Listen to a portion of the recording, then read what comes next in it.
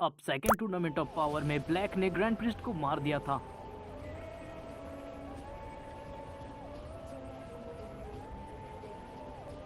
और ये देखकर वहां पर किसी को भी यकीन नहीं हो रहा था कि ग्रैंड प्रिस्ट को ब्लैक कैसे मार सकता है।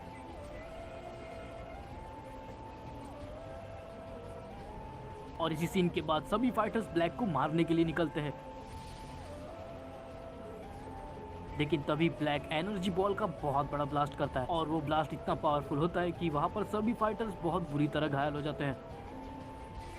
और तभी वहां पर जामासु आता है और वो ब्लैक से कहता है कि चलो अब यहाँ से हमारा काम पूरा हुआ। लेकिन तभी इस पे ब्लैक कहता है कि रुक जाओ, गोकू को खत्म करके चलते हैं। और फिर जामासु कहता है कि जल्दी करो, हमारे पास टाइम नहीं है। और तभी ब्लैक गोकू को खत्म करने ही वाला होता है, लेकिन तभी वहां पर पहुंचता है वोंगलिंग। और वोंगलिंग ब्लैक से कहता है कि देखो, तुम्हारे बदले से मेरा कोई लेना देना नहीं है, लेकिन जब तक मैं यहाँ पर हूँ तब तक तुम इन्हें छू भी नहीं सकते। और तभी ब्लैक वोंगलिंग से गुस्से में अपना हाथ छुड़ाता है और कहता है कि तुम्हें भी मैं एक न एक दिन देख ही लूंगा। और फिर ब्लैक और जामासु दोनों टेलीपोर्ट होकर कहीं चले जाते हैं। और तभी वोंगलिंग कहता है कि सच में यहाँ पर रहकर अब कोई फायदा नहीं।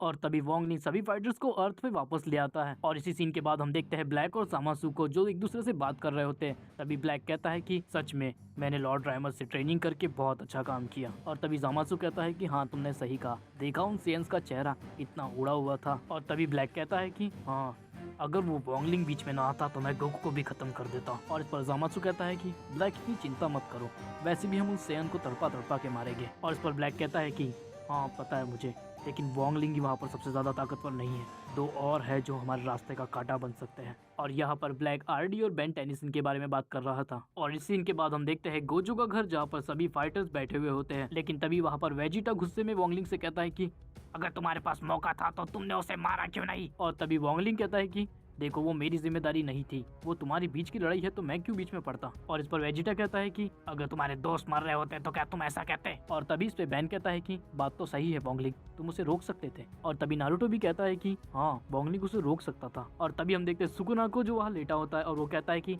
अबे क्या उसने ठेका लेके रखा है क्या तुम सबका, वो कोई तुम्हारे यूनिवर्स से नहीं है जो कि तुम्हारे किए गए कांड को वो झेलता बैठे। और तभी आरडी गुस्से में कहता है कि देखो, इसमें वोंगलिंग की कोई भी गलती नहीं है। देखो, अब तुम्हें ना लगे कि मैं ब्लैक की तरफ से हूँ, लेकिन एक बात कहना चाहूँगा, क्योंकि जब बैन ने टूर्नामेंट ऑफ पावर में ब्लैक को मारा था तब ग्रैंड प्रिस्ट ने बैन को डिस्क्वालीफाई नहीं किया था।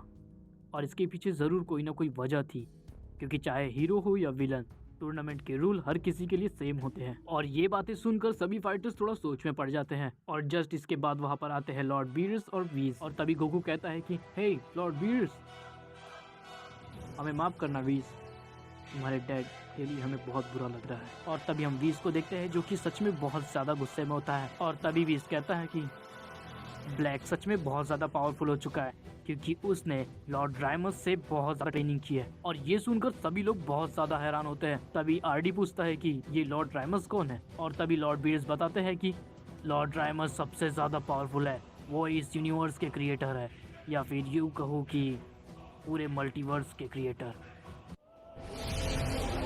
और ये लाइन सुनकर सभी को बहुत बड़ा झटका लगता है। और धीरे धीरे अब सबको समझ आ रहा था कि ब्लैक आखिरकार इतना पावरफुल कैसे बन गया। और तभी आरडी वीज से कहता है कि मुझे एक बात अब तक समझ नहीं आ रही, इतना सब कुछ हो गया लेकिन अब तक ग्रैंड ज़ेनो को कुछ पता नहीं है। और तभी वीज बताता है कि ग्रैंड ज़ेनो पर किसी ने फुकाई नेमोरी का यूज किया है। और तभी गोजो पूछता है कि ये फुकाई नेमोरी क्या है। और तभी वीज बताता है कि ये टेक्निक किसी को भी गहरी नींद में सुला सकती है, फिर चाहे वो ग्रैंड प्रीस्ट हो या फिर ग्रैंड ज़ेनो। और इसी के बाद वोंगलिंग कहता है कि मैं यहाँ से जा रहा हूँ। और ये सुनकर गोकू कहता है कि वोंगलिंग, हमें तुम्हारी ज़रूरत है, तुम बहुत ताकतवर हो, अगर तुम हमारे साथ लड़ोगे तो हमारी ताकत और बढ़ जाएगी। और तभी वोंगलिंग कहता है कि अगर मुझसे कुछ गलती हो गई तो तुम लोग मुझे ही दोष दोगे, इसलिए मैं तुम्हारी लड़ाई का हिस्सा नहीं बनना चाहता। और तभी वोंगलिंग वहाँ से चला जाता है।